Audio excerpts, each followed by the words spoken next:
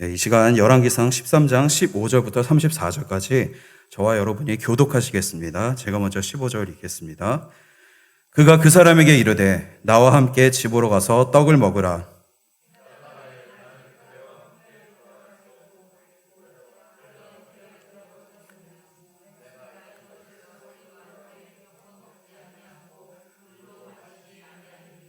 이는 여호와의 말씀이 내게 이르시기를 내가 거기서 떡도 먹지 말고 물도 마시지 말며 또 내가 오던 길로 되돌아가지도 말라 하셨음이로다.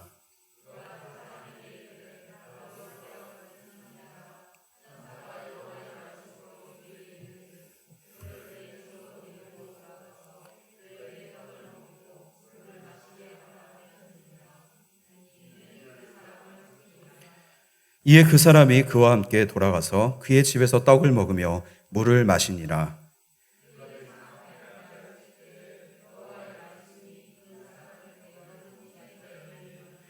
그가 유다에서부터 온 하나님의 사람을 향하여 외쳐 이르되 여호와의 말씀에 내가 여호와의 말씀을 어기며 내 하나님 여호와께서 내게 내리신 명령을 지키지 아니하고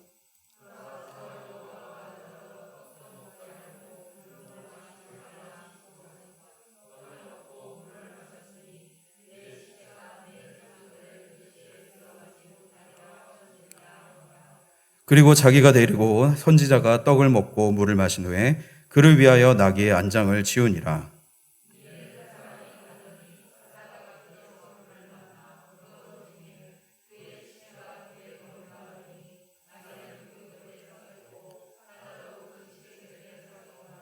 지나가는 사람들이 길에 버린 시체와 그 시체 곁에 선 사자를 보고 그 늙은 선지자가 사는 성읍에 가서 말한지라.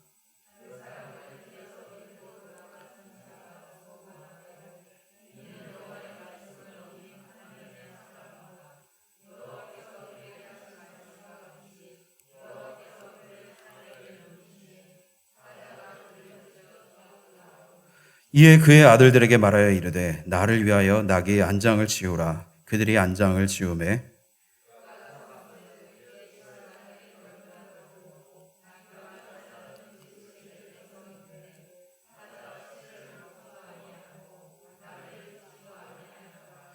늙은 선지자가 하나님의 사람의 시체를 들어 나귀에 실어 가지고 돌아와 자기 성읍으로 들어가서 슬피 울며 장사하되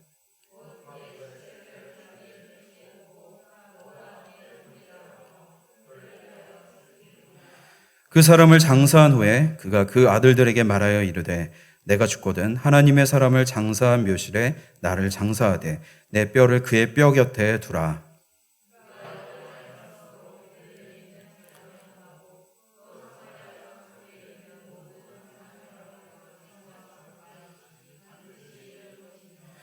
여로보암이 이 이후에도 그의 악한 길에서 떠나 돌이키지 아니하고 다시 일반 백성을 산당의 제사장으로 삼되 누구든지 자원하면 그 사람을 산당의 제사장으로 삼았으므로 이 일이 여로보암 집에 죄가 되어 그 집이 이 땅에서 끊어져 멸망하게 되니라. 아멘.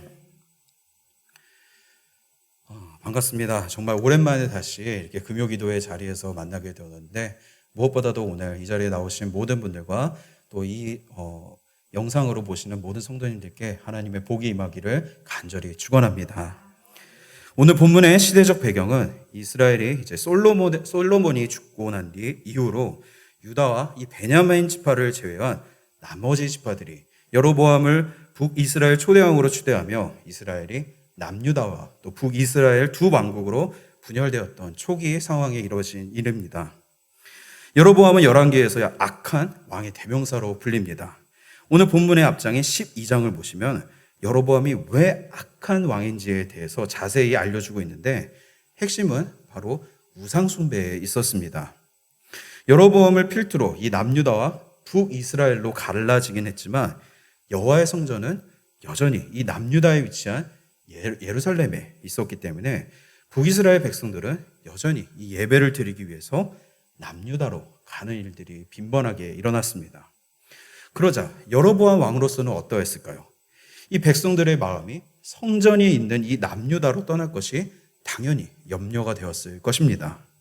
고심 끝에 이를 막고자 이 이스라엘 최북단에 있는 단 지역과 또 그리고 야곱이 돌베개를 베고 잤던 이 유명한 그 베델, 이 두 곳에 산당을 짓고 금송아지 신상을 만들었습니다. 그러면서 이 금송아지 신상이 하나님이니까 이제 더 이상 예루살렘까지 가지 말고 여기서 예배드려도 된다며 북이스라엘 백성들을 우상숭배의 길로 빠지게 만든 아주 심각한 죄를 저질렀던 것입니다. 하나님께서는 이 여로보암의 죄악을 보시고 남유다에서 하나님의 사람, 즉 이름을 알 수 없는 선지자 한 명을 세워서 베델로 보내십니다.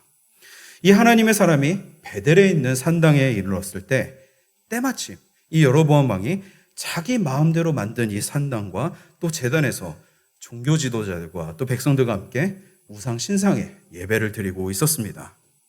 선지자는 자기가 만든 이 우상신 앞에서 제사를 드리고 있는 여로보암 왕을 향해서 하나님의 말씀을 전합니다. 우리 함께 이 내용이 기록된 열왕기상 13장 2절 말씀을 세 번역으로 읽어봅시다. 그리고 그는 그 제단 쪽을 보고서 주님께 받은 말씀을 외쳤다. 제단아 제단아 나 주가 말한다. 다윗의 가문에서 한 아들이 태어난다. 그 이름은 요시야다. 그가 너의 위에 분향하는 산당의 제사장들을 너의 위에서 죽여서 제물로 바칠 것이며 또 그가 너의 위에서 그 제사장들의 뼈를 태울 것이다. 아멘. 하나님께서는 훗날 요시야 왕을 세워 종교개혁을 일으켜서 지금 여로보암 왕이 행했던 이 모든 우상 숭배의 악행을 폐하실 것을 예언하게 하십니다. 재미있는 것은 여기서 선지자가 누구를 향해서 이 말씀을 외쳤다고 나오고 있습니까? 왕이 아니라 제단을 향해서 예언을 했다고 나오지 않습니까? 이는 여로보암 왕은 아예 사람 취급도 하지 않을 정도로 그의 죄가 아주 가증했다는 것을 나타내고 있습니다. 그런데 이를 여로보암 왕 입장에서 보면 어떨까요? 아니 지금 웬 이름도 모를 수상한 사람이 갑자기 불쑥 찾아와서 왕인 자기를 완전히 무시하면서 하나님의 이름으로 저주를 퍼붓고 있으니 화가 나지 않겠습니까? 열받은 이 여로보암은 하나님의 사람을 붙잡으려고 손을 뻗었는데 그 순간 놀라운 일이 일어났습니다. 하나님께서 그의 손을 뻗은 그대로 말라 굳어버리게 하신 것이 아니겠습니까? 그제서야 여로보암은 이 사람이 정말로 하나님께서 보내신 선지자라는 사실을 깨닫고 아차 싶어 애걸복걸 빌게 됩니다. 제발 하나님께 기도해서 이 자기 팔을 낫게 해달라고 말입니다. 선지자는 그의 말을 듣고 하나님께 기도하여 그의 손이 다시 원래대로 돌아오는 기적을 행합니다. 이를 경험한 여로보암은 어떻게 했었든지 그를 자기 왕궁으로 초대하여 대접을 하려고 합니다. 그렇지 않아도 이 예루살렘 성전으로 이 신경이 온통 쓰이고 있었는데 이 하나님의 선지자를 잘만 꼬드겨서 세우면 나름의 이 정통성도 확보할 수 있겠다는 계산이 충분히 깔려있지 않았을까요? 그런데 선지자는 이 왕의 초대를 단칼에 거절하고 맙니다. 하나님께서 이곳에서 아무것도 먹지 말고 그대로 돌아가되 또 돌아가는 길도 왔던 길 그대로 돌아가지 말고 다른 길로 돌아서 가라고 명령하셨다며 칼같이 그의 요청을 거부하고 그대로 왕의 곁을 떠납니다. 하나님께서 그렇게 명령하셨다니 여로보암도 더는 붙잡을 명분이 없었습니다. 오늘 본문은 바로 이런 배경 가운데 진행이 됩니다. 베델 산당에서 왕과 이 선지자 사이에 있었던 일은 당시 예배에 참석했던 모든 북이스라엘 백성들 사이에서 큰 화제가 되었을 것이고 이 소식은 입에서 입으로 순식간에 퍼져나갔을 것입니다. 그 가운데 당시 이 광경을 직접 목격했던 아들들을 통해서 오늘 본문에서 등장하는 베델에 거주하고 있는 이 늙은 선지자의 귀에도 이 소식이 들려오게 됩니다. 늙은 선지자는 하나님의 사람을 만나보기에 급하게 나귀를 준비하여 그가 떠날 쪽을 향해 떠나갑니다. 다행히 머지않아 그가 상수리 나무 아래에서 쉬고 있는 것을 발견하고 그를 찾아가서 당신이 그 선지자가 맞냐고 묻습니다. 그 사람이 낫다라고 이야기를 하자 늙은 선지자는 지체하지 않고 그를 자기 집으로 초대합니다. 그러나 이 하나님의 사람은 앞서 왕 앞에서 했던 말과 똑같이 하나님께서 떡도 물도 먹지 말고 다른 길로 돌아가라고 하셨기 때문에 당신의 초대에 응하지 못하겠다고 거절을 합니다. 여기서 우리가 알 수 있는 것은 앞서 이 왕 앞에서 했던 거절이 단순히 이 여로보암의 청을 거절하기 위한 것이 아니라 정말로 하나님께서 하신 명령이었다는 사실입니다. 그런데 이 말을 들은 늙은 선지자는 그에게 이렇게 이야기합니다. 우리 18절을 다시 한번 읽어봅시다. 그가 그 사람에게 이르되 나도 그대와 같은 선지자라. 선사가 여호와의 말씀으로 내게 이르기를 그를 내 집으로 데리고 돌아가서 그에게 떡을 먹이고 물을 마시게 하라 하였느니라 하니 이는 그 사람을 속임이라. 아멘. 늙은 선지자는 나도 당신과 같은 선지자입니다.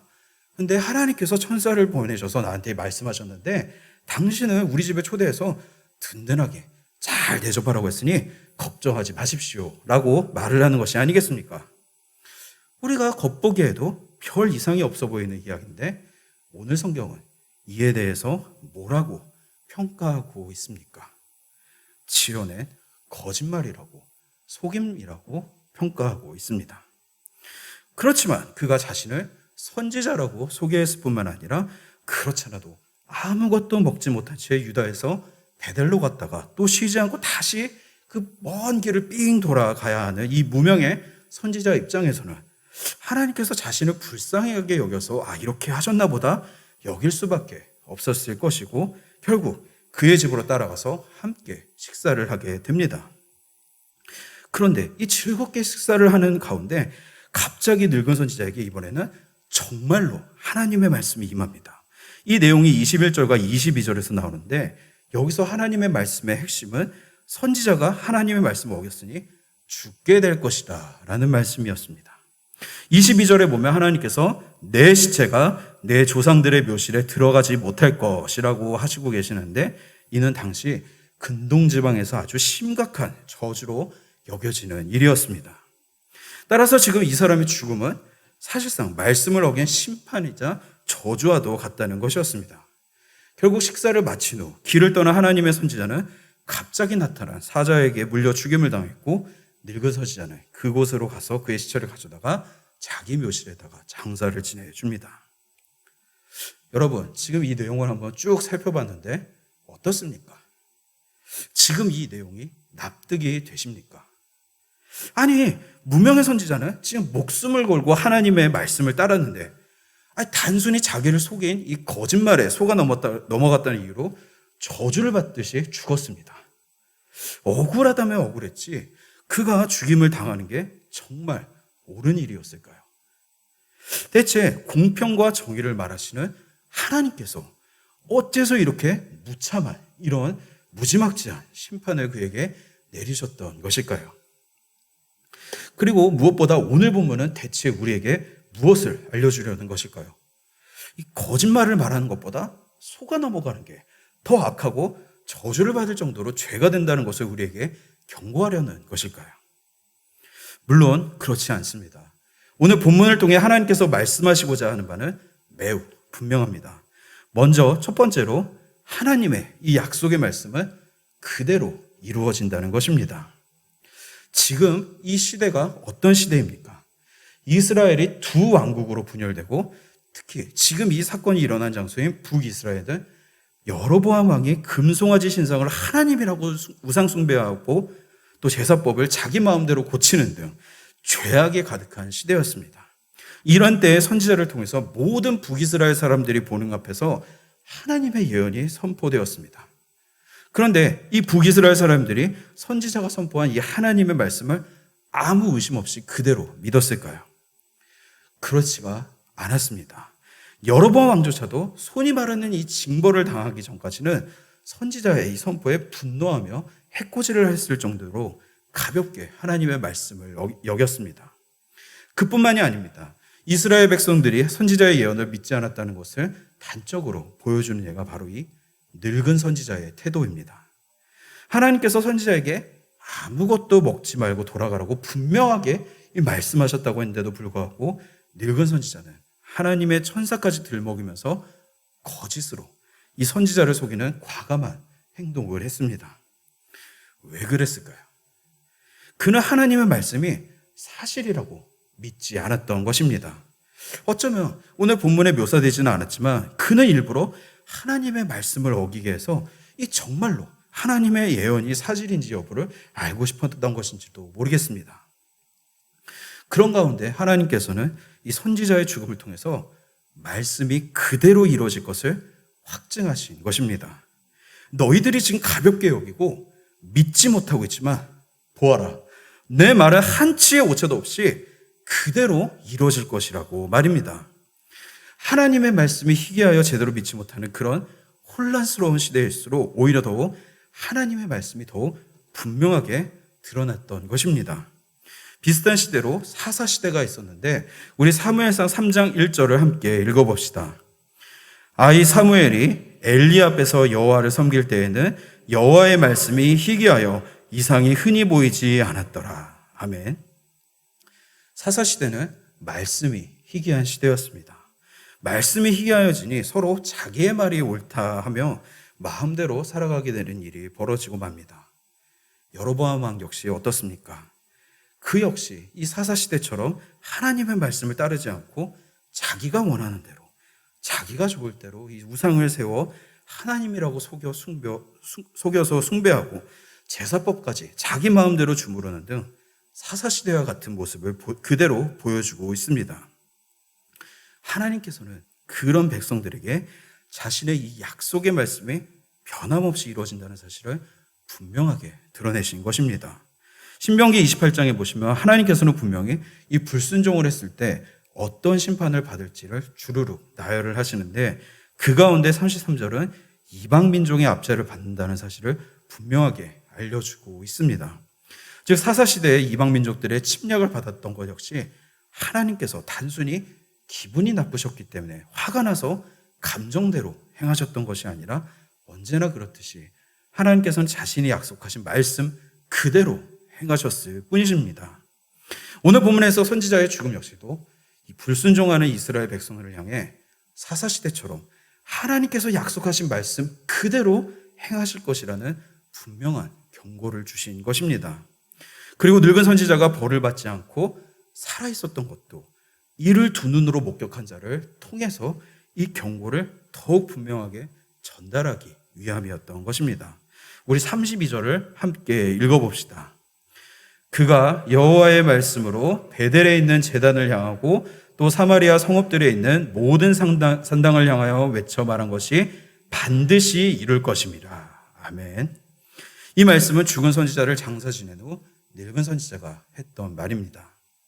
자신처럼 하나님의 말씀을 믿지 않고 있던 모든 이스라엘 백성들을 향해서 하나님의 말씀이 반드시 이루어질 것임을, 하나님께서 반드시 이룰 것임을 다시 한번 그들이 깨달을 수 있도록 이 늙은 선지자를 통해서 선포하게 하신 것입니다.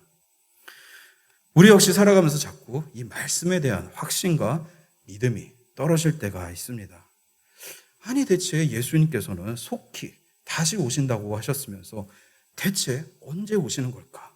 아니 이렇게 혼란스럽고 무질서한 세상에서 하나님은 정말로 살아계신 하나님이신 걸까? 시대가 악하면 악할수록 우리는 이런 생각에 고민하게 되고 또 하나님의 역사가 드러나지 않는 것 같은 이 상황에 절망하게 되기도 합니다. 그러나 하나님께서는 그 순간에도 반드시 살아계시며 역사하시고 계십니다. 지금도 우리의 시선이 닿지 못하는 세계 곳곳에서 여러 사람들 안에서 하나님께서는 신실하게 자신의 일을 행하시고 계십니다. 우리 교회 협력 선교사님들 소식을 듣기만 해도 그렇게 느껴지지 않습니까? 유정선 선교사님의 경우 코로나가 다시 심각해지는 상황에서 오히려 이 마스크 사역을 통해서 하나님께서 선교의 문을 다시금 열어주셨고, 이중환 선교사님도 계속해서 이 하루 10,000명의 확진자가 나오는 암울한 영국에서 계속해서 전도의 열매를 맺게 하시며, 또 주평강 주기권 선교사님도 출국하실 때 걱정했던 집 문제도 큰 문제 없이 해결해 주셨고, 또 코로나 속에서 그들의 사역을 천천히 차근차근 준비하게 하시고 계십니다. 코로나로 인해 모든 것이 어렵고 불가능해 보여도 그것이 하나님의 말씀을, 하나님의 나라를 막을 수도 멈추게 할 수도 없습니다.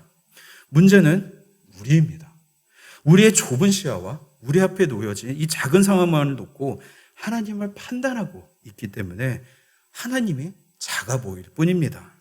이를 의심하지 않고 믿고 따라가시는 은혜가 모든 성도님께 임하기를 축원합니다. 그런데 여기서 한 가지 우리가 짚고 넘어가야 할 문제가 있습니다. 바로 상대의 거짓말에 속은 것뿐인데 선지자를 죽이기까지 하신 이것은 하나님께서 너무 과한 처사를 하신 게 아닌가 하는 생각이 들지 않으십니까? 그러나 여러분, 우리는 여기서 예언을 대하는 선지자의 태도를 생각해 볼 필요가 있습니다. 자신을 대접하라고 하셨다는 이 늙은 선지자의 이야기에 무명의 선지자가 어떻게 반응을 했습니까? 하나님께서 분명히 자신에게 떡도 물도 먹지 말라고 하셨는데도 불구하고 이와 정반대되는 한 사람의 말을 듣고 아무런 의심조차 하지 않았다는 것이 혹시 보이십니까? 여기서 성경은 우리에게 분명하게 가르쳐 줍니다. 하나님의 말씀은 먼저 하나님께 기도로 묻고 구해야 한다는 사실을 말입니다. 여기서 늙은 선지자의 말을 듣고 무명의 선지자가 취했어야 하는 행동은 하나님께 기도로 묻고 구하는 것이었습니다. 자신에게 분명하게 하신 말씀을 하나님께서 변경하셨다면 지금 목숨을 걸고 왕에게 찾아갔던 선지자인 자신에게 분명히 먼저 말씀해 주셨을 텐데 그렇지 않은 상황을 그는 전혀 이상하게 여기지도 않았고 아무런 확인조차 하지 않았던 것입니다. 하나님께서는 바로 이런 태도를 좋지 않게 보신 것입니다. 왜냐하면 하나님의 말씀을 전하는 선지자는 다른 이들과 구별되어야 했기 때문입니다. 오늘 본문은 우리가 세상과 구별되는 가장 좋은 방법을 알려주는데 그것은 바로 단순히 우리가 선행을 한다거나 금식을 하거나 어떤 종교적인 행위를 하는 것이 아니라 항상 전심으로 하나님을 믿고 하나님 앞에 기도로 믿고 구하는 것입니다. 내 생각과 내 뜻이 아니라 항상 하나님께 먼저 묻고 구하며 우리가 하나님과 동행하는 것이 우리의 거룩이고 세상과 구별되는 가장 좋은 방법인 것입니다. 오늘날 많은 성도들이 기도하기를 좀 어려워합니다. 어떻게 기도해야 할지 방법을 잘 모르기도 하고 습관이 되어 있지 않기 때문에 기도하는 것 자체가 어색해하거나 어렵게 느껴져서 시도조차 하지 못하시는 경우도 종종 있었습니다. 그리고 정말로 하나님께서 내 기도를 들어주실까 하는 의심은 물론이고 굳이 내가 기도해야 하나 삶에서 기도의 필요성을 별로 느끼지 못해서 기도의 자리에 나가지 못하는 경우도 있습니다. 그러나 여러분, 우리가 세상에서 하나님의 구별된 백성이자 성도로서 가장 중요한 것은 바로 이 기도의 첫 발을 내딛는 것입니다.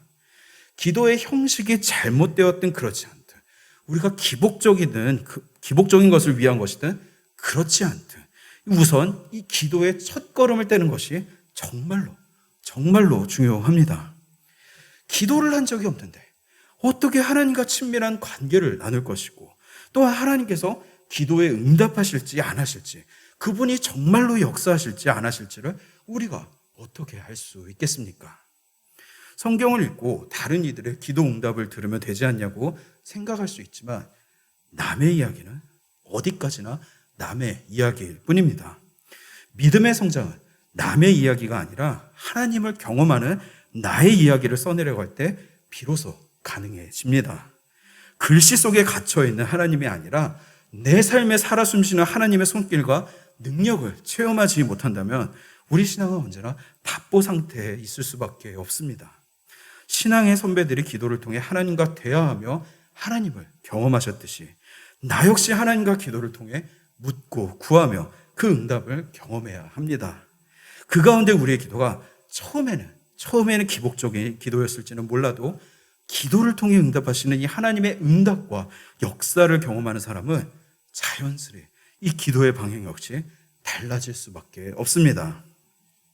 이는 예수님께서 먼저 모범을 보여주셨습니다. 십자가에 달리시기 전 겟세마나에서 이 땀이 핏방울처럼 보일 정도로 마치 커다란 맷돌로 올리브를 지디겨 기름을 짜내듯이 하나님 앞에 온 힘을 다해 기도하신 예수님이셨습니다. 그런 예수님의 기도 내용이 어떠하셨습니까? 예수님께서는 먼저 이 잔을 내게서 치워달라. 나의 이 고통스러운 이 경험을 하고 싶지 않다고 하나님께 기도하기, 처음에 그렇게 기도를 시작하셨지만 결국 나의 원대로 하지 마시고 잔을 마시라는 아버지의 원대로 되기를 원합니다 라고 기도를 끝맺으십니다. 예수님의 기도의 핵심은 기도를 주시는 하나님이 아니라 기도를 고백하는 이 당사자의 변화였습니다. 기도는 하나님을 변화시키는 것이 아니라 내 자신을 하나님 앞에 변화시키는 하나님의 축복의 자리인 것입니다. 예수님께서는 계속 이 기도의 자리에 제자들을 초청을 하셨는데도 불구하고 그 당시 제자들은 그저 육체의 필요함을 이기지 못하고 곁에서 잠들어 버렸습니다. 그렇지만 그랬던 그들도 결국 예수님의 놀라우신 부활을 경험한 후 예수님께서 하셨던 그대로 기도의 용사들로 탈바꿈하게 됩니다. 혹시 신앙생활이 뜨뜻미지근하게 여겨지지 않으십니까? 그렇다면 기도하십시오. 의심이 되고 익숙하지 않고 시간이 없다는 그 모든 핑계를 내려놓고 우선 단 한마디라도 좋으니 기복적인 기도라도 좋으니 하나님 앞에 잠시 모든 것을 내려놓고 기도하십시오. 중요한 것은 시작입니다. 시작이 있어야 성숙도 있습니다. 성도의 성숙은 말씀과 함께 하나님 앞에 기도를 시작하는 것에서 이루어집니다. 오늘 이 저녁에 나오신 모든 성도님께서 이 기도를 통해 하나님의 응답을 경험하시고 은혜 가운데 신학의 성숙을 이뤄가시기를 축복합니다. 오늘 마지막으로 우리에게 주시는 하나님의 메시지는 바로 구원은 오직 하나님에게 있다는 것입니다. 지금 하나님께서 선지자를 통해서 자신이 하신 말씀이 거짓이 아니면 성취하실 것이라는 이 사실을 분명하게 보여주셨습니다. 그리고 또한 그 가운데 살 길이 있다는 것 역시 알려주셨습니다. 바로 하나님께 순종하는 것입니다. 선지자의 죽음은 하나님의 말씀에 순종하지 못했기 때문에 일어난 일인데 이는 반대로 이야기하면 하나님 말씀에 순종하기만 하면 구원을 얻을 수 있다는 것을 뜻한 것이기도 합니다. 또 하나님께서는 여로보암과의 일 가운데서도 비록 악인일지라도 얼마든지 구원의 여지가 있다는 것을 분명히 보여주셨습니다. 우리 13장 6절을 다 함께 읽어봅시다. 왕이 하나님의 사람에게 말하여 이르되 청하건대 너는 나를 위하여 내 하나님 여호와께 은혜를 구하여 내 손이 다시 성하게 기도하라. 하나님의 사람이 여호와께 은혜를 구하니 왕의 손이 다시 성하도록 전과 같이 되니라. 아멘. 여로보암은 이 우상숭배라는 큰 죄악을 저질렀을 뿐만 아니라 하나님의 선지자까지 해코지하려고 하며 결국 손이 마르는 저주를 받게 되었습니다. 그렇지만 그런 그라도 하나님 앞에 은혜를 구하자 어떻게 되었습니까? 하나님께서 그를 다시 고쳐주셨습니다. 이는 하나님께서 지금 심판이 주 목적이 아니라 이를 듣고 너희가 회개하여 돌아오면 내가 얼마든지 너희를 구원해 주겠다는 사실을 분명하게 보여주신 것입니다. 그런데 이런 일을 겪었을 뿐만 아니라 선지자의 죽음을 듣고도 여로보암 왕은 어떻게 행동하였습니까? 우리 본문 마지막 절인 33절과 34절을 함께 읽어봅시다. 여로보암이 이 일 후에도 그의 악한 길에서 떠나 돌이키지 아니하고 다시 일반 백성을 산당의 제사장으로 삼되 누구든지 자원하면 그 사람을 산당의 제사장으로 삼았으므로 이 일이 여로보암 집의 죄가 되어 그 집이 땅 위에서 끊어져 멸망하게 되니라. 아멘. 성경은 이야기합니다. 이 일 후에도 즉 여로보암은 이 하나님의 말씀을 들었을 뿐만 아니라 기적을 경험하였으며 게다가 선지자가 말씀을 어겨 죽음을 당했다는 이 소식까지 듣고서도 결코 이 악한 길에서 돌이키지 않았습니다. 오히려 자신이 옳다고 여긴 우상숭배를 더욱 가속화시켰고 결국 그런 그에게 찾아온 것은 구원이 아닌 멸망뿐이었습니다. 불과 얼마 전까지만 해도 백신 접종률이 높아지고 확진자가 줄어들면서 이제 얼마 안 있으면 우리가 코로나에서 해방될 것처럼 여겨졌습니다. 그런데 현 상황은 어떻습니까? 생각지도 못한 변이 바이러스의 출현으로 오히려 상황이 더욱 악화되어 가고 있고 또 백신의 효용성도 이전보다 조금은 떨어졌다고 보고 있는 상황입니다. 우리 힘으로, 우리 능력으로 구원을 이루려고 했지만 상황은 오히려 더욱 악화되어 가는 것 같습니다. 이런 시대에 우리가 정말로 붙잡을 것은 주님밖에 없습니다. 과거와는 비교할 수 없을 정도로 오늘날 이 과학기술은 놀라운 발전을 이루었지만 여전히 우리는 하나님이 창조하신 이 자연 앞에 속수, 무책인 나약한 존재라는 것이 매번 적나라하게 드러날 뿐입니다. 아무리 예방을 해도 코로나는 줄어들 기미가 보이지 않고 세계 곳곳에서 일어나고 있는 자연재해를 정확하게 예측하지 못하거나 일본의 쓰나미처럼 예측을 하더라도 속수무책으로 당할 수밖에 없는 것이 우리의 현실입니다. 그런 연약하고 나약한 우리의 삶의 구원은 오직 이 모든 것의 주관자이신 하나님의 말씀 앞에 우리 자신을 회개하고 말씀에 순종하는 것밖에 없습니다. 코로나가 끝난다고 우리 삶에 진정한 해방이 오게 될까요? 그 이후에도 여전히 우리는 여러 문제와 씨름하며 방황할 수밖에 없는 그런 인생입니다. 죽음과 질병과 사고와 문제 앞에서 진정으로 우리를 안식하게 하시고 구원으로 이끄실 수 있는 분은 오직 주님밖에 없습니다. 이집트의 압제에서 이스라엘 백성을 해방시키셨던 것처럼 잦은 제약에서도 그들의 기도와 울부짖음을 들으시고 사사들을 보내 구원을 주셨던 것처럼 무엇보다 죄로 가득한 이 세상 가운데 하나밖에 없으신 독생자 예수 그리스도를 보내주셔서 우리 모두를 죄와 사망과 이 사단 가운데에서 구원하여 주신 이 하나님의 놀라우신 사랑과 은혜를 믿고 의지할 때 우리는 이 암울하고 어두운 상황 속에서 진정한 구원과 해방을 얻을 것입니다.